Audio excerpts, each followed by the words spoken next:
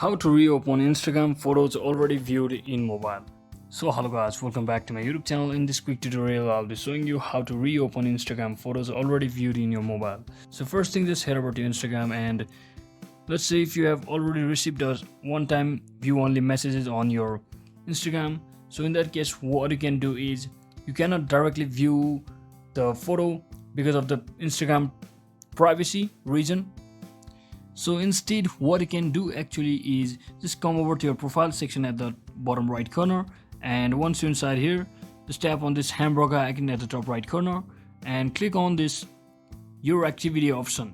So just tap on this. So once you're inside here, just click on this download your information button over here at the bottom of your screen.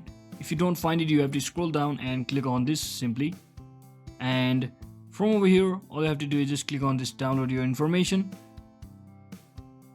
and then just select this some of your information, since we only want the chat section, that is our messages, where that one-time photo has been sent it or transferred between one another, and just click on next from over here and simply click on download to device.